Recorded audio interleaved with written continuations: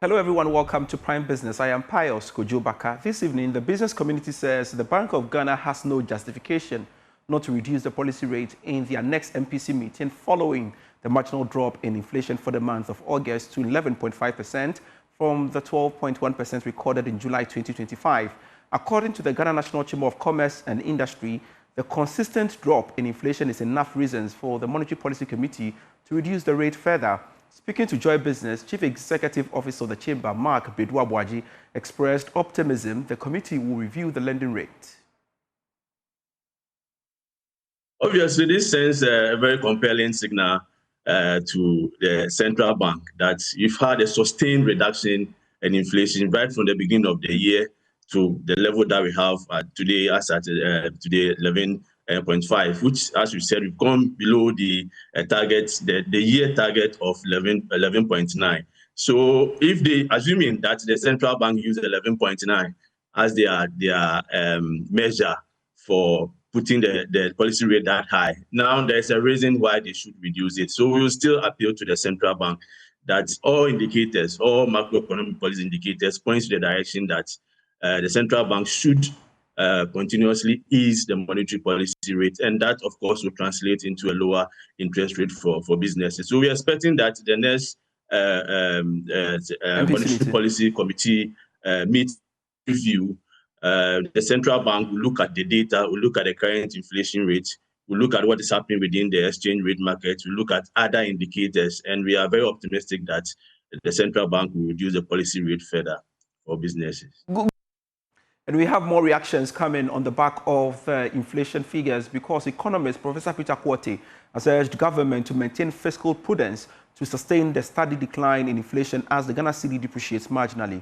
Fresh data from the Ghana Statistical Service shows inflation eased slightly from 12.1% in July to 11.5% in August, the lowest level recorded since October 2021.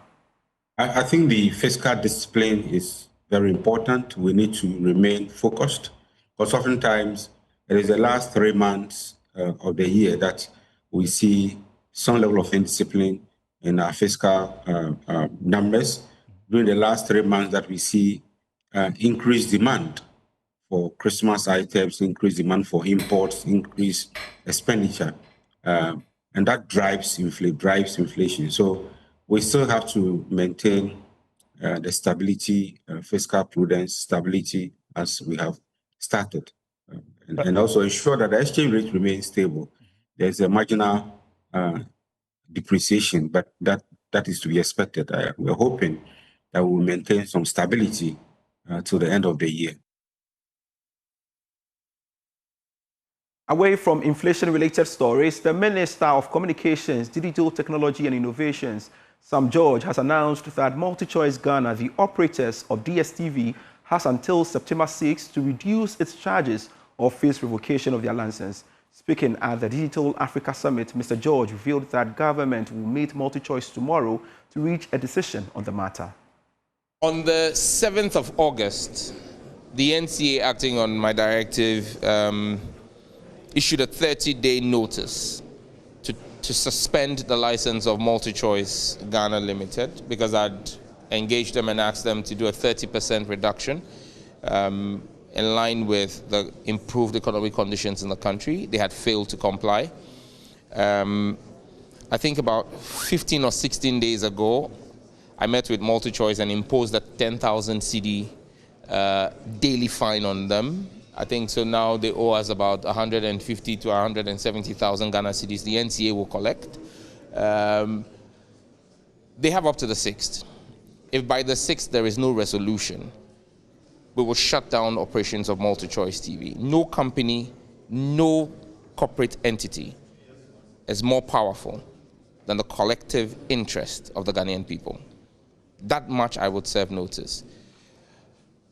Hopefully tomorrow, I will make a formal announcement from the ministry. Last night, a team from MultiChoice reached out and they've made some proposals. We've asked for further concessions to be made. I've given them up to close of day today. By tomorrow, I'll make an announcement. But there is every possibility that we will see some resolution to this matter before the 6th of September. But I can assure you of one thing, as your minister, no company will hold Ghanaians to a ransom. The desire of the Ghanaian people, which is to see a reduction in the bouquet prices, will be achieved.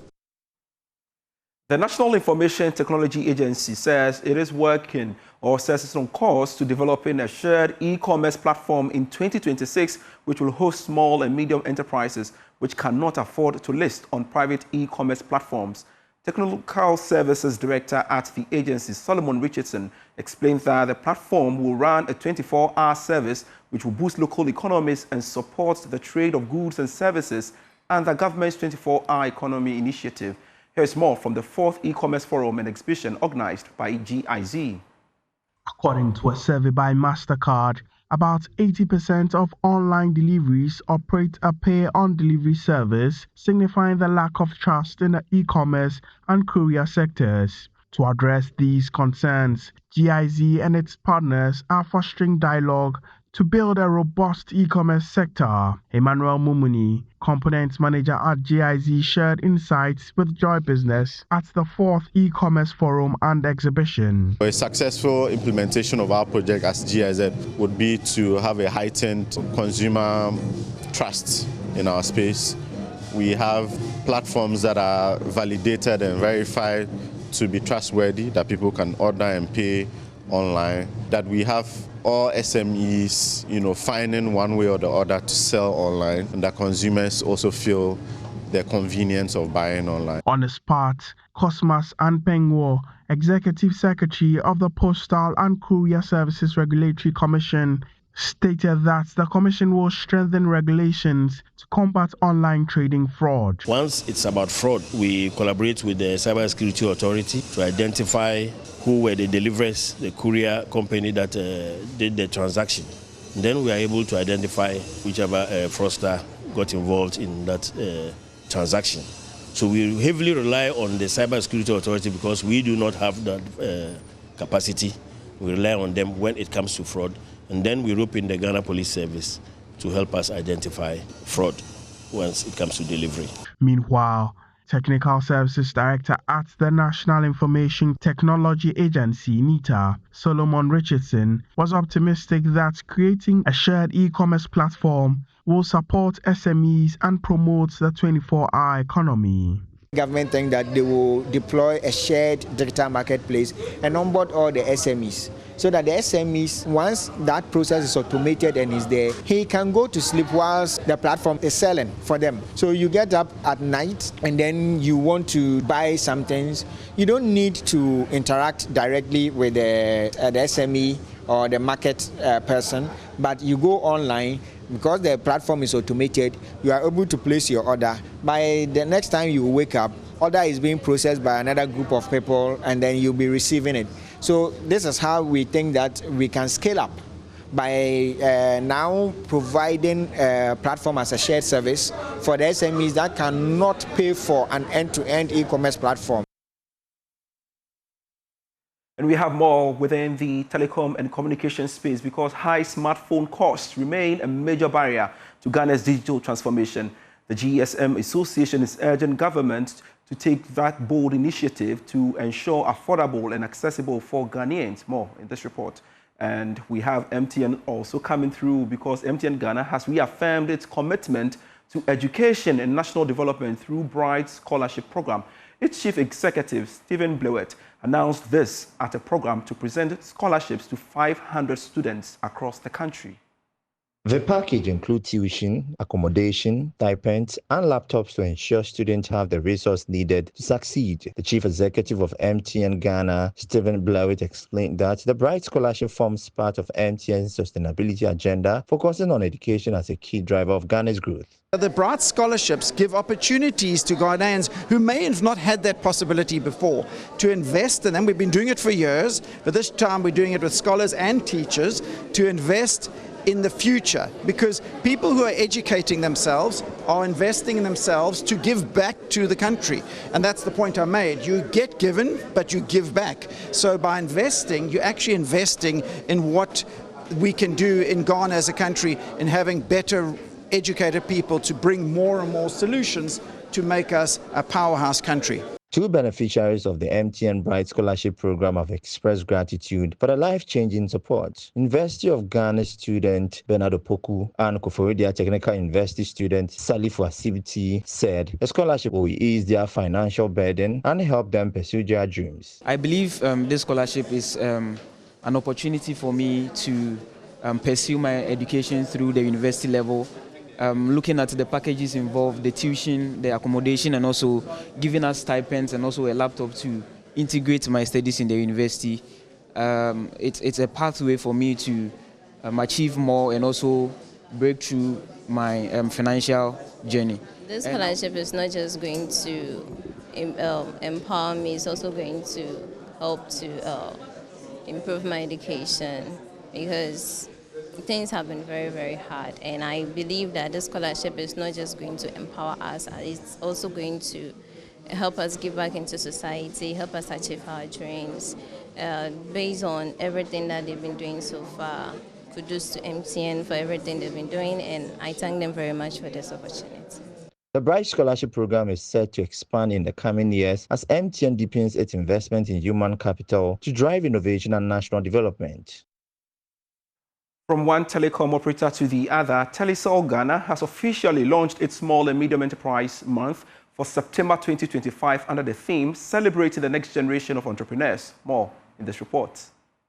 SME Month, which forms part of the company's broader commitment to entrepreneurship and innovation, is dedicated to highlighting the critical role SMEs play in driving Ghana's economic growth. Speaking to the media at the launch of the Telecel SME Month, Director of Enterprise Business at Telecel Ghana, Tawa Bolarin, reaffirmed the company's commitment to empowering young businesses to thrive. She described young people as the engine of the nation's economy and stressed the importance of supporting them to grow and contribute meaningfully to Ghana's development. As you know, 90% of Ghana's economy today is made of small businesses, so it is the engine of growth for the entire economy. So that is why SME. Now, why the young people? Again, Ghana, 32 million people.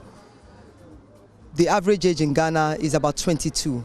So if 90% of the economy is led by SME and the average age in Ghana is 22 years old, you can imagine that that means that the young entrepreneur is actually the engine of growth for Ghana's economy.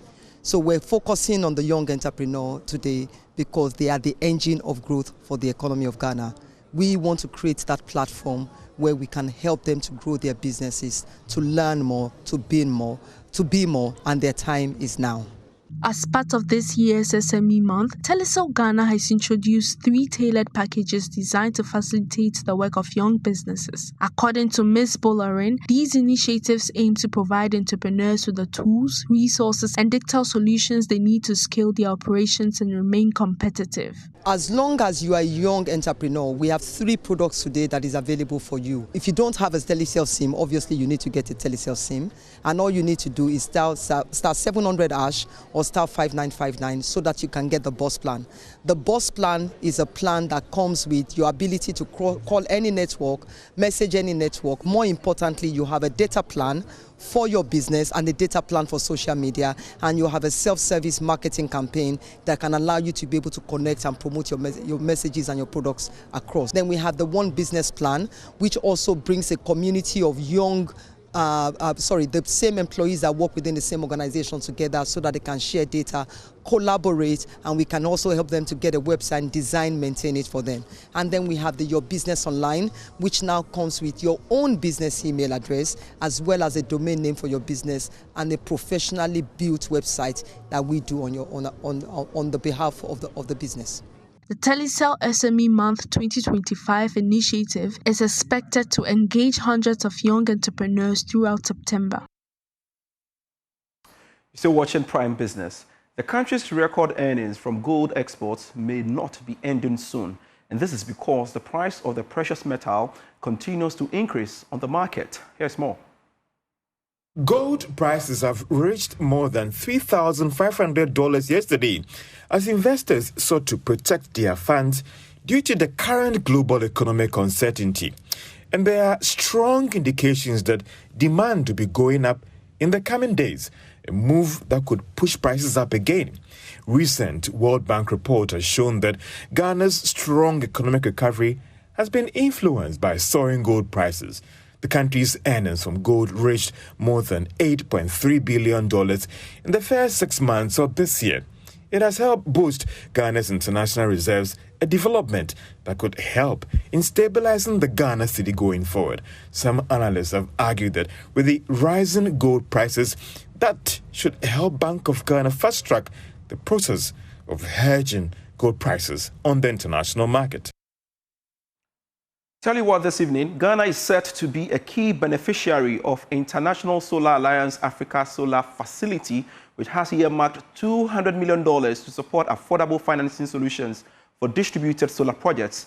The initiative aims to de-risk investments and provide technical assistance to expand sustainable energy access, with over 750 million people in developing countries still without electricity. Director General of the Alliance told my colleague Blessed Suga during an official visit to Ghana that the organization remains committed to delivering on its promises. The way I look at it, Blessed, is what makes sense for the country should do. Let me give you an example. 4 fragile countries of Africa, Chad, Sierra Leone, Liberia, and Togo, were grappling with heavy fuel and diesel-based generation of 25 cents per unit. When they did the first competitive tender of solar with batteries, the price came at 4 cents. That's 15% of the cost. My experience after that, let economics decide for each country what's good. For some countries, we are not here to preach don't do ABC. You decide what's good for your country, and my analysis shows that for every country, solar in its generation mix has a lot more to offer than what Africa has done. So it is in Africa's own interest, given the solar radiation, given the energy needs, that solar is promoted in a way that serves the economic growth objectives of your country. And while we are at this, the aim is 2030, the UN Secretary General's vision of leaving no one behind by that timeline. Are you confident we'll meet that? What I'm confident is that we will be left far, far behind if we don't move to what our new strategy, from which I'm here for, is moving from ambition to action. The time for advocacy, discussion, and conferences is out. What countries really need is very deep implementation support that requires technical skills, navigational skills, capacity building skills. And this integrated mix can really help to go at least to 10% of renewable energy, say in Ghana's case, eventually moving to a much larger number. And finally, Ghanaian, so I'm interested, very curious, knowing, just wanting to find out what's in the kitty for us. You're in Accra, you've held meetings and I believe some engagements with Ghanaian authorities. Who have you been speaking to, and is there hope that we will be benefiting from this ISA package? So we are very hopeful of signing a country partnership framework with Ghana.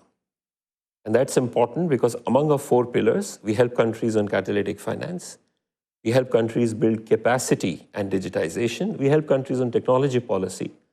But with very few countries, I must admit, because we cannot be everywhere, we get into a country partnership framework for a deep partnership of next 3 to 5 years, and Ghana is going to be one of the countries. What you ask me what success would look like, I can tell you the areas. Quantifiable targets, we'll talk in a couple of months. First, a lot more solar in the energy mix. Both utility scale, whether it's by VRA, ECG, but also by commercial and industrial. Helios is a great example how it can be scaled further. Solar pumps. I'm coming from Ethiopia, where Ethiopia is looking at 1 million solar pumps to replace all the diesel pumps. Some program of an ambition of that kind for Ghana to get agriculture and food security agenda going will be a great issue for us to really focus on. And finally, capability. Ghana can lead Africa in terms of startups and capacity.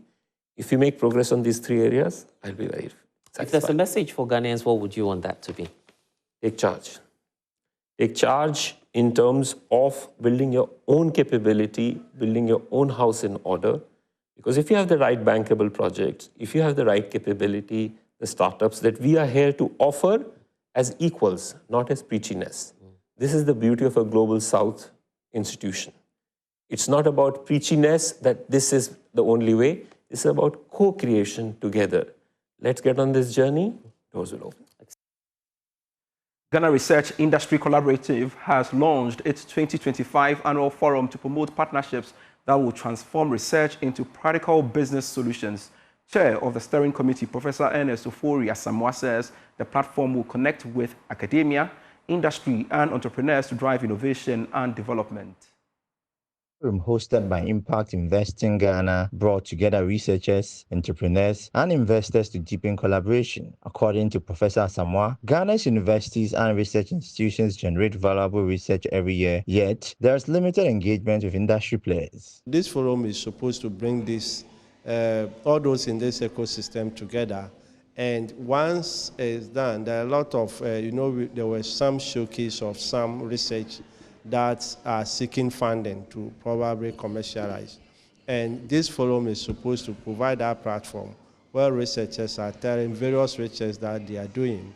And businesses are also telling us what they need in terms of research. And funders, investors are also here, also looking at the various research or businesses that are available for them to put their funding in. Strategic Partnerships Manager of Impact Investing Ghana, Brako said the platform is creating real opportunities for businesses at different stages of growth. Depending on the stage of the business, those that are very early stage, can benefit from enterprise support.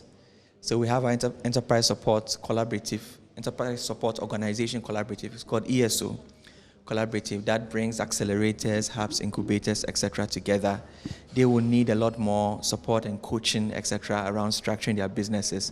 Those are very early stage.